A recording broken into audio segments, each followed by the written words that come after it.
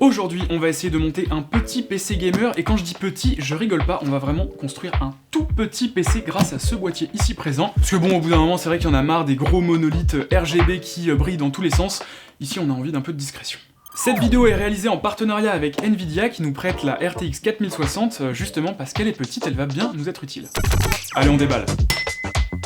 Et voilà, on a tous nos composants, on va pouvoir attaquer le montage du PC et on va commencer par la carte mère. Carte mère sur son petit support en polystyrène pour pas l'abîmer, et le boîtier on y reviendra plus tard. Et on attaque donc avec le processeur qui est un AMD Ryzen 5 5600X, un processeur, on va dire, milieu haut de gamme, mais qui est parfait pour des petites machines de gamer, c'est impeccable. Hop, on ouvre ce petit levier, on met le processeur. Vous pouvez voir d'ailleurs, il y a un petit triangle doré dans un coin, c'est un détrompeur pour indiquer dans quel sens le mettre, et il faut le faire correspondre avec le petit triangle qu'on peut voir sur la carte mère également. Et on resserre le petit levier, et voilà.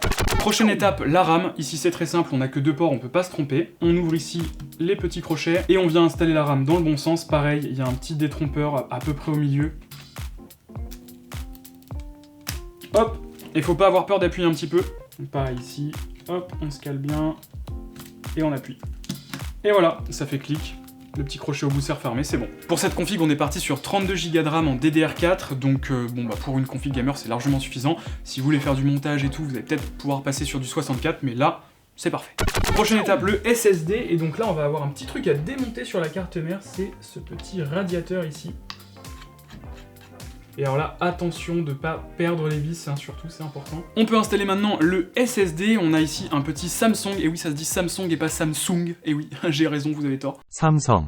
On a 2 Tera ici en NVMe, donc c'est un SSD ultra rapide, ça va être super bien pour installer vos jeux, et vous allez pouvoir en installer pas mal avec 2 Tera, c'est plutôt cool. Le format NVMe, on adore, puisqu'il n'y a aucun câble à brancher, vous avez juste à le mettre sur la carte mère, comme ceci. Maintenant que le SSD est installé, on remet la petite plaque de dissipation thermique, il y a juste un petit film de protection à enlever, et donc là il n'y a plus qu'à venir réinstaller le dissipateur thermique. Alors là en l'occurrence, il faut en fait mettre le SSD en dessous, et venir resserrer le dissipateur par-dessus. Et voilà. Ok, on attaque pour le ventirad. Première chose à faire, démonter les petits supports en plastique qui sont préinstallés sur toutes les cartes mères AM4. C'est pas compliqué, il y a 2 vis à enlever de chaque côté, elles peuvent être un petit peu serrées. Hop, et voilà. On enlève la backplate à l'arrière de la carte mère et on va la remplacer par celle fournie par Noctua. Donc là le système il est un petit peu particulier, il est un petit peu différent que sur les ventirades on va dire traditionnels. Là on est sur un ventirad extrêmement fin, hein, je vous montre. Voilà, c'est vraiment un tout petit pépère, mais on a besoin de ça pour rentrer dans le tout petit boîtier. Et donc pour ce ventirad, on va commencer par mettre la pâte thermique en fait, puisque il se monte un petit peu à l'envers ce truc, vous allez voir. Et moi, en l'occurrence, j'aime bien faire un énorme X sur le processeur, ou alors carrément étaler directement toute la pâte thermique. Comme ça, je m'assure qu'il n'y ait pas de zone qui ne soit pas recouverte. Et comme l'a dit un certain Linus Tech Tips, mieux vaut trop que pas assez. Et on en profite juste pour bien nettoyer le dessous du ventirad, être sûr qu'il n'y ait pas de petite poussière qui reste. Moment fatidique, c'est parti. J'appuie un peu pour étaler la pâte thermique et surtout pour que ça colle un minimum. Et là on va retourner le truc en faisant attention. Touc. Et il n'y a plus qu'à aligner les pas de vis avec les trous à l'arrière de la carte mère. On vient poser notre backplate, et il n'y a plus qu'à mettre les vis. Alors attention, ne serrez pas à fond dès la première vis, vous allez d'abord toutes les placer, serrer un petit peu, et ensuite on va les serrer à tour de rôle pour répartir la tension au mieux. Voilà, donc là toutes les vis sont installées, il n'y a plus qu'à les serrer, comme je vous disais, on y va tranquillou, en forme de X entre guillemets. Tada! Et voilà, vous voyez, c'est vraiment tout compact, tout petit, ça me fait un peu peur pour les températures, mais on verra ce que ça donne. Et le ventirad, bien évidemment, il faut le brancher. Ici, on a 2 ports, on a le CPU fan 1 et CPU fan 2, et je vais le mettre sur le 2 parce que je suis un ouf. Ok, et là, déjà, c'est assez impressionnant. Regardez, on a plus grand-chose, en fait. On a le bloc avec la carte mère et tous les petits trucs qui sont dessus, la carte graphique, l'alimentation, et il va falloir assembler tout ça dans le boîtier. Donc c'est parti, c'est ce qu'on va faire. Première chose à faire, on ouvre le boîtier, hein, c'est quand même mieux pour mettre les composants dedans. Hop, un panneau latéral de moins. Voilà, c'était efficace. Hop. Et voilà à quoi ça ressemble. Et je vous ai pas parlé de l'alimentation, mais en fait on va commencer par là, puisque c'est vraiment le truc avec des câbles qui partent dans tous les sens. Donc pour le cable management, pour faire un truc clean, on va commencer par là, ce sera plus simple. Alors on a un petit compartiment d'alimentation à enlever, et voilà le dessert. Je mets le boîtier de côté, on y revient très vite, mais on va d'abord monter l'alimentation sur son petit support, c'est parti. Vous pouvez voir d'ailleurs que le support est troué, du coup on va pouvoir mettre l'alimentation dans ce sens-là, elle va pouvoir respirer comme ça, donc c'est ce qu'on va faire. Hop. On va aussi brancher directement tous les câbles dont on va avoir besoin une fois le PC monté, parce que sinon ça risque d'être galère d'y accéder après. Donc ça, c'est le câble d'alimentation, ce sera pour l'extérieur du PC. Les câbles Molex, on s'en fout, on n'est plus au Moyen-Âge. Ça, le petit câble CPU, hop, on le met de côté, on va en avoir besoin. Le gros câble d'alimentation de la carte mère, évidemment, on va en avoir besoin. Et bien entendu, le câble d'alimentation de la carte graphique. D'ailleurs, vous avez peut-être remarqué, hein, c'est une alimentation qui ne fait que 600 watts, mais pour le coup, pour cette configuration, ça suffira largement, on en reparle un petit peu plus tard. Hop. Allez, on récupère le boîtier, on va pouvoir réinstaller cette alimentation, mais d'abord, on va brancher justement ces petits câbles dessus. Et on commence par le gros pépère, le câble d'alimentation carte mère, qui se branche ici. De toute façon, c'est assez simple, hein, vous pouvez pas vous tromper, tout ne rentre que dans un seul slot. On branche le CPU, et enfin l'alimentation pour la carte graphique. Voilà, vous voyez, il n'y a que 3 câbles, hein, c'est plutôt ok, on devrait s'en sortir. Hop, allez, c'est parti, on réinstalle l'alimentation, et en fait, ces câbles, on va les faire passer à l'intérieur, comme ceci. D'ailleurs, vous avez vu, hein, par rapport au placement de l'alimentation dans le PC, on va pas pouvoir facilement accéder à l'arrière en fait, de l'alimentation pour la brancher. Et en fait, dans ce genre de PC, vous avez un port à l'extérieur avec une espèce de rallonge que vous allez brancher au dos du coup de l'alimentation. Ok, bah, on va pouvoir installer la carte mère désormais. Donc là, la carte mère, c'est pas compliqué, on a que 4 vis à mettre, donc voilà, il suffit de la glisser dedans sans la faire tomber, c'est mieux. Et c'est un peu serré quand même.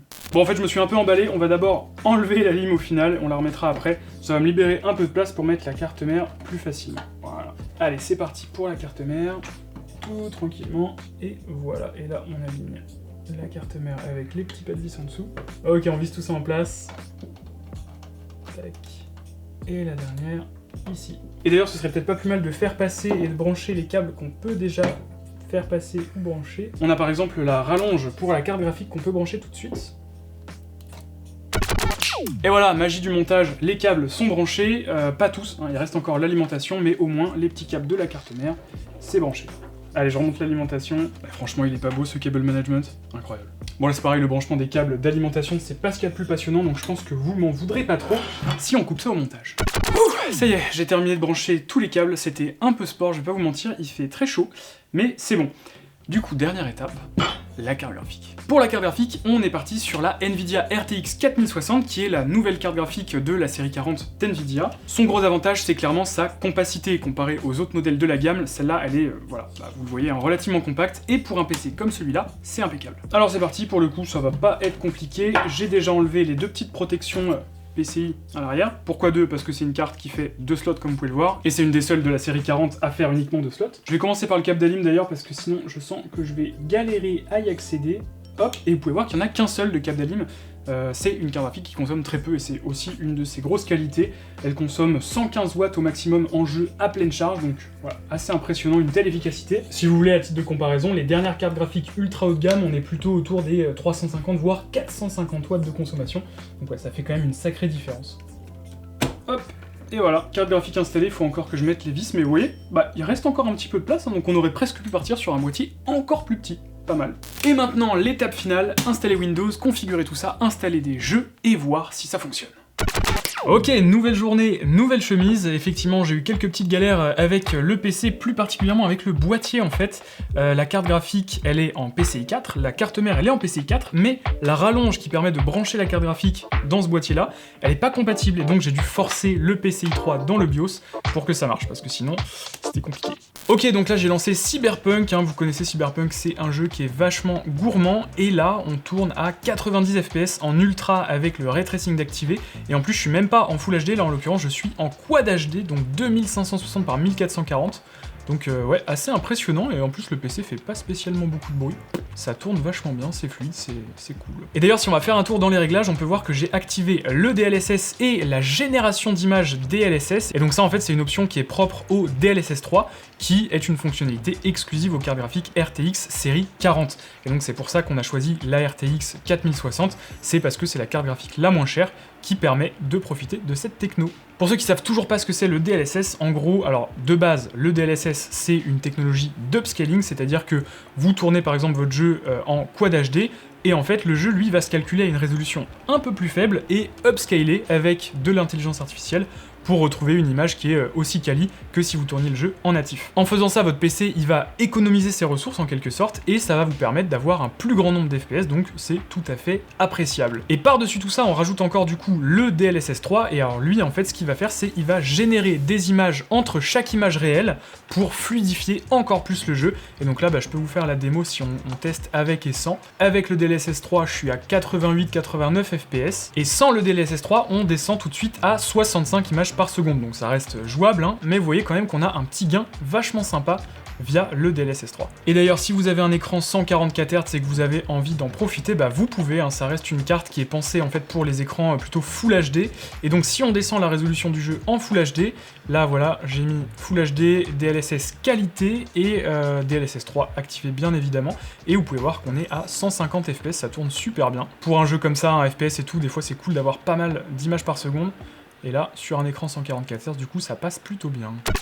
Deuxième jeu, on se retrouve sur A Plague Tale Requiem, et alors là, pour le coup, le jeu tourne pareil en Quad HD, 2560 par 1440, DLSS activé, DLSS 3 activé, et on est en qualité graphique élevée, avec le ray tracing d'activer, et le jeu tourne à 60 FPS, donc ouais, ça tourne plutôt bien, et si on veut plus d'images par seconde, on peut toujours tester en Full HD, voir ce que ça donne. Là du coup en passant en Full HD on monte à 80 voire même 100 FPS, hein, je pense que ça dépend un petit peu des zones. D'autant plus que là pour le coup on a le ray tracing d'activer. Alors le ray tracing dans ce jeu il va simuler des ombres réalistes, hein. Le ray tracing c'est cette techno qui permet de gérer la lumière de façon réaliste, de simuler la lumière en fait un peu comme elle fonctionne en vrai, dans la vraie vie du monde réel. C'est un truc, hein, vous savez, c'est assez gourmand, hein, souvent quand on l'active on perd pas mal en FPS, mais là, grâce au DLSS et au DLSS 3 finalement, on a une expérience qui est parfaitement jouable, vous voyez, 100 FPS avec le ray tracing d'activer. Que demande le peuple? Allez, dernier jeu pour tester les performances de ce petit PC gamer, et on est sur Diablo 4. Alors je dois vous confesser que je n'ai absolument jamais joué à Diablo de ma vie, donc je sais pas trop ce que je fais. Vous pouvez voir que le jeu tourne à plus de 100 FPS, on est à 120, 130, 140, ça dépend des endroits où je suis. Et tout est à fond, hein, dans les réglages, on est vraiment tout au max. On est en Quad HD avec les pré-réglages ultra, donc voilà. Alors ce jeu-là, il propose pas le ray tracing, ou en tout cas pas encore, peut-être que ça arrivera. Mais en tout cas, on a quand même le DLSS, donc voilà, la génération d'images et l'upscaling. Donc ce jeu, par contre, il est compatible avec une autre techno d'NVIDIA qui s'appelle NVIDIA Reflex. NVIDIA Reflex, c'est quoi? C'est une techno, on va dire, qui est là pour booster la réactivité de votre PC. Donc vous allez avoir tout simplement un temps de latence qui est réduit, donc c'est plutôt cool. C'est surtout très utile, moi j'avoue Diablo je connais pas trop, mais en tout cas c'est très utile sur les FPS, type Call of, Counter-Strike et compagnie. Là, ça régale. Bon bah voilà, il marche plutôt pas mal ce petit PC. Et en plus, il a plutôt de la gueule, il est plutôt petit, et il fait pas tant de bruit que ça d'ailleurs, hein. Je trouve qu'il a été plutôt silencieux en jeu, donc plutôt rassurant finalement. D'ailleurs, une config comme ça là, c'est pas du tout quelque chose qui va se limiter aux jeux vidéo, hein. Vous allez pouvoir totalement faire des tâches créatives comme du montage vidéo, du Photoshop, de l'édition de photos, etc. Ça passera largement, c'est plutôt cool. Et d'ailleurs pour ça, c'est peut-être plus intéressant d'installer les pilotes NVIDIA Studio. Là ici pour nos tests, on a installé les Game Ready Driver, les pilotes pour les jeux, mais vous avez l'option dans GeForce Experience d'installer et de passer sur les pilotes studio. Très rapidement, qu'est-ce que c'est les pilotes studio? C'est des pilotes qui ont été vraiment testés et approuvés sur les applications créatives, donc c'est quelque chose qui va pouvoir vous apporter peut-être des meilleurs temps de rendu et en tout cas une bien meilleure stabilité, donc voilà, pour les créatifs c'est intéressant. D'ailleurs, si cette petite config PC vous intéresse, n'hésitez pas à aller faire un tour dans la description, on a mis toute la liste des composants qu'on a utilisés, parce que c'est vrai qu'on est passé peut-être un peu vite dessus au montage, voilà, donc vous allez tout retrouver dans la description. D'ailleurs, vous pourrez retrouver également les liens pour nous suivre sur tous les réseaux sociaux, hein, on est sur Twitch, sur Facebook, sur Twitter, etc.